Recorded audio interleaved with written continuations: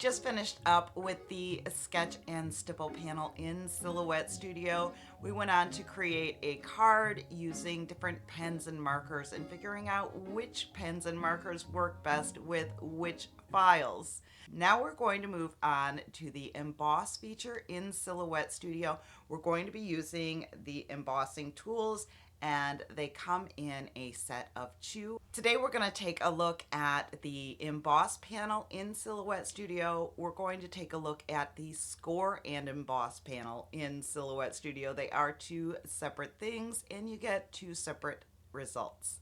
We're going to figure out which paper you should be embossing on for the best results and all of the things. By the time we're done here, you're going to know everything there is to know about embossing in Silhouette. Hi, I'm Brenda Lambert. I'm a TJC licensed instructor for Silhouette. You found your way to Silhouette success. If you are new around here, welcome to the channel. I hope you plan on sticking around. The next video that we're going to get into is actually creating something with the embossing tools. We're going to be creating a decorative wrap for plain pillar candles. So make sure that you hit the subscribe button and the notification bell if you want to dive into that project with us so that you can be notified when it comes out. Now there's a lot to learn here today, so let's get started. Let's start off by taking a look at the embossing tools. The embossing tools have the blue caps on them, so they're easy to find among all of your other tools. There's a fine and a wide tip for these, and you want to choose your tip according to the design that you are embossing. You'll choose the fine tip for anything with thin lines or intricate details, and you're going to choose the wider tip, of course, for wider designs or if you're doing a fill pattern. You will need the embossing mat to get the best results here. This has kind of a padding on it, and it's a little bit sticky. Your material definitely does stick to it, but it's not as sticky as an adhesive cutting mat.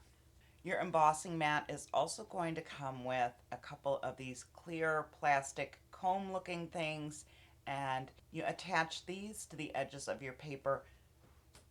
These stick very well to the mat.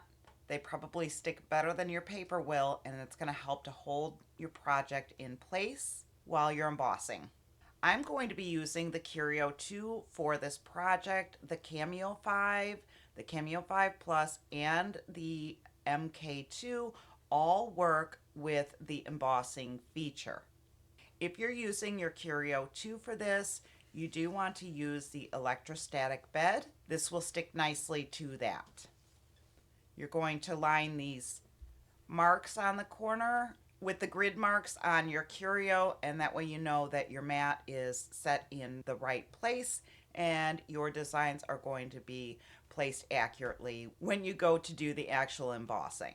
As of right now, the embossing tools are not available on the Silhouette website. I will check and see if they are available on Amazon, and I will put a link in the description of the video.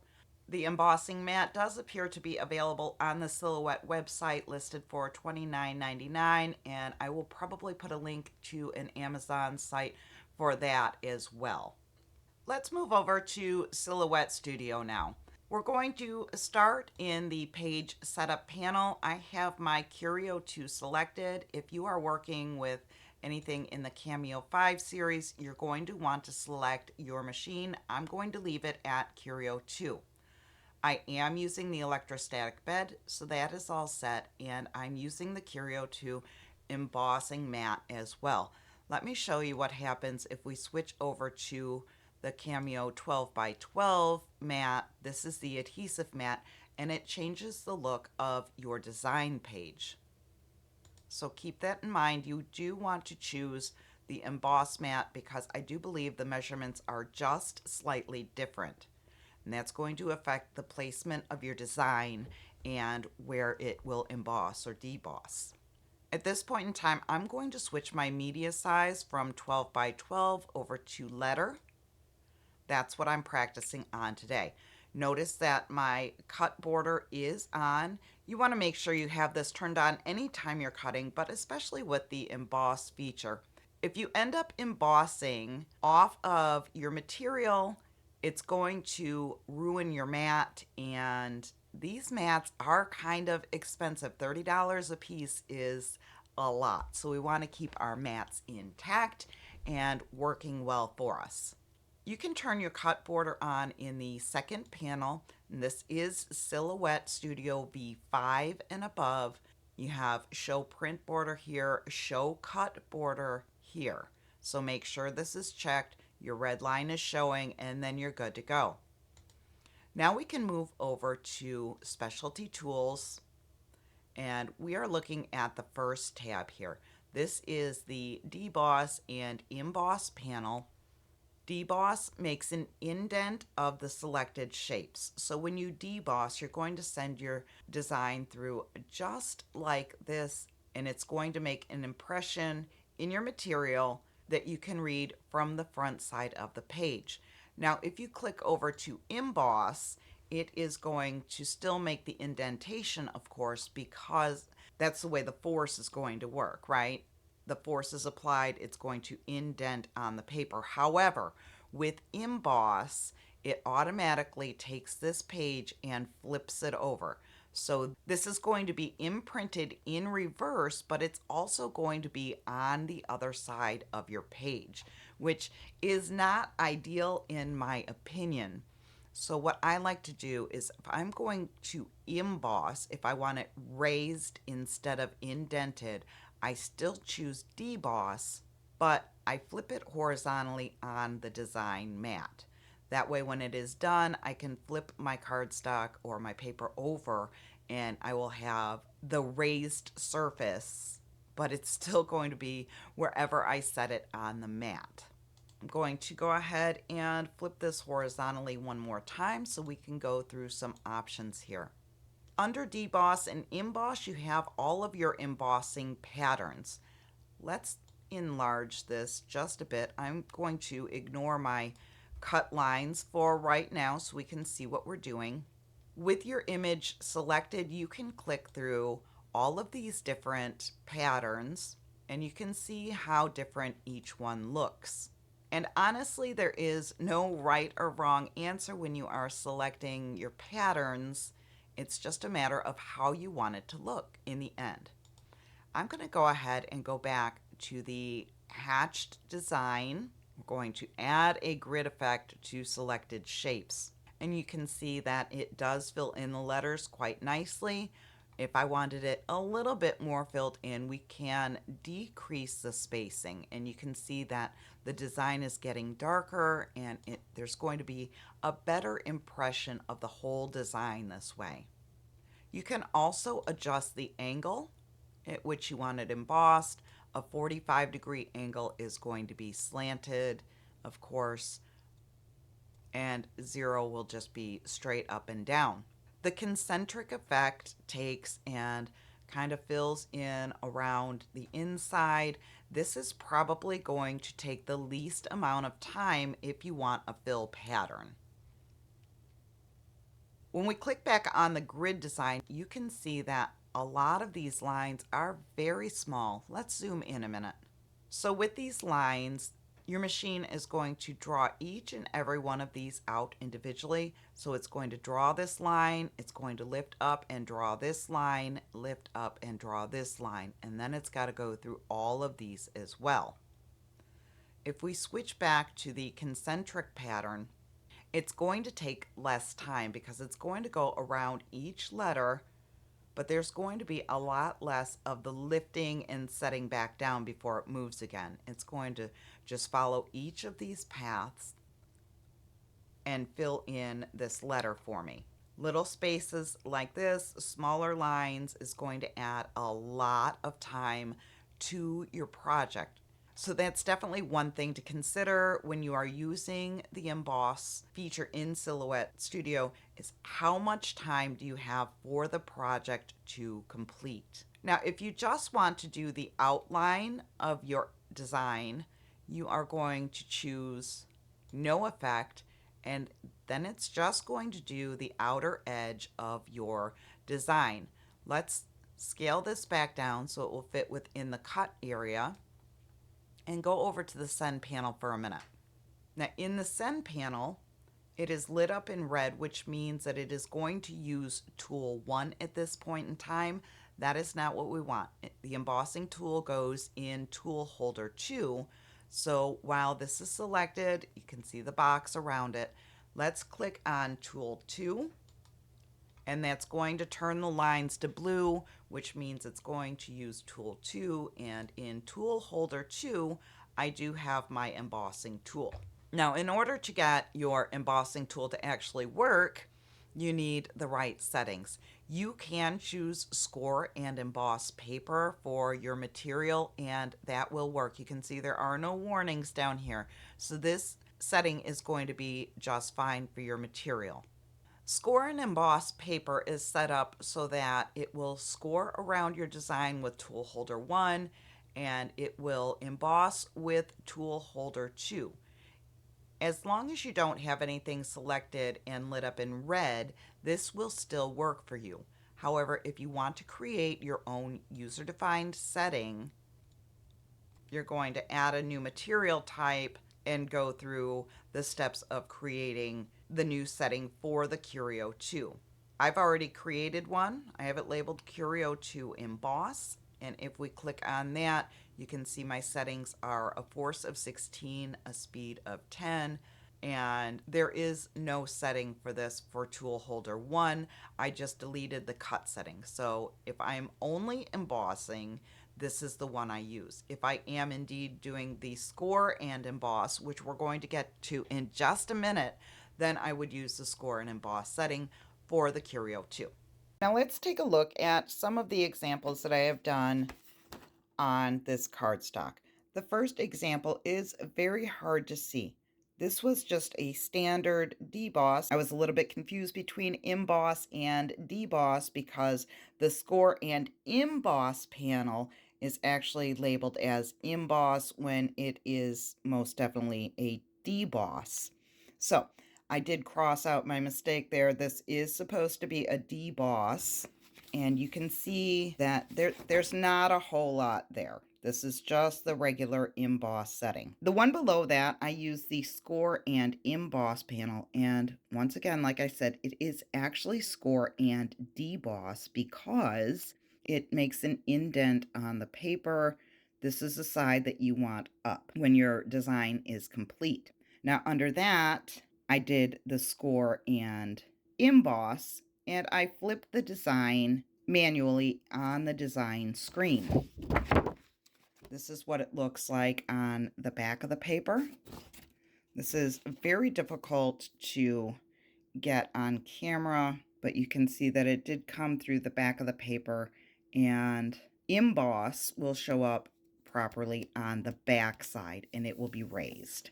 Now this is done on 65-pound cardstock, and that is a bit heavy for what we are doing. You're going to get much better results on a lighter weight paper. Now here you have just the regular deboss on copy paper. Now we're going to look at the regular emboss, and you can see that Deboss puts it here. I use the Deboss panel in the software for this. I use the emboss panel for this, and you can see that it took the whole page and flipped it over instead of just flipping the design and keeping it in the same spot. So you do want to make sure that you pay attention to that if you choose to use the emboss tab instead of using Deboss and flipping it manually. There is the back of the paper. Now let's take a look at debossing on vellum paper. You can see it pretty well right here. This is probably my favorite one. Watch how nicely you can see this though when I place it on a dark cardstock. It just pops so much better. This is the technique we're going to be using when we create our decorative candle wraps next week. As promised in the beginning of this video, we are now going to take a look at the Score and Emboss tab. You're going to find this in the Specialty Tools panel, the same panel we were in, but it's the next tab over. Now, in my humble opinion, this setting works best on heavier paper. When I used the regular emboss on the cardstock, it did not show up very well. However, the score and emboss did a much better job. As of right this minute, I have not tried out the score and emboss on copy paper because just the regular emboss did okay with the thinner paper. And we're going to get to more of that at the end of the video. So hold on, we're almost there. Let's click over from emboss to score and emboss. You can see that the options in this tab are much different. You can choose your fine tip embossing pen or your wide tip. This tab is meant to fill in your design efficiently and score the outside of it so that the embossing pops just a bit more. What you want to do is make sure that your design is selected and then click on Apply Score and Emboss Lines. You can see that this makes a whole mess here. So what I like to do is right click and group all of this together so nothing gets knocked out of place while we're working with it. You can see that there are red cut lines and blue fill lines already in place. Let's go over to the send page and see what's going on there. Again, we have red lines and blue lines, which means that both tools are going to be used. I have score and emboss paper selected on both tool holders. In tool holder 1, it is going to score, and in tool holder 2, it is going to emboss. These settings are already populated in the Silhouette software for you. So when you are using the Score and Emboss tab in the Specialty Tools panel, most of the work is done for you. Before we get into which type of papers are going to emboss best, I want to go over one of my favorite things to do with the embossing tool, and that is creating a score line for my 3D projects and or greeting cards. The only thing you need to do is draw out a line, get it centered to your rectangle for a card. Typically I would make this rectangle 10 by 7, but I'm just doing a demo, so this is just fine.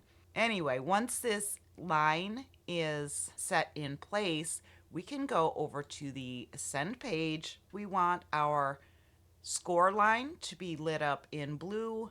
We want our rectangle to be lit up in red. So our card base will cut out and the center line will score. I use this all of the time instead of using the perforated or dashed lines for my score lines.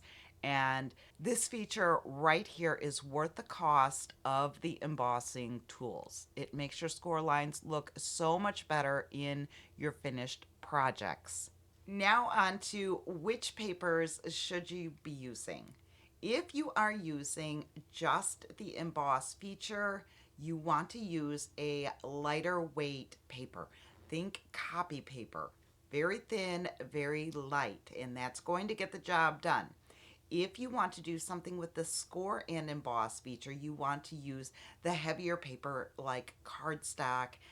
Think 80-pound, but my favorite of all of them was definitely embossing on vellum. That turned out so good. It showed up so nice. I cannot wait to get onto the project for this masterclass. Now don't forget that we are going to create an actual project with our Silhouette and the embossing tools in the next video. So take what you've learned today, practice, practice, practice. Do some embossing on different papers with different settings. See what it's all about and build your confidence so that you are comfortable using this feature. Next week, we are going to create the wraps for the pillar candles. I will link all of the supplies in the description below. I do hope to see you there. Now go create something amazing, and I'll see you in the next video.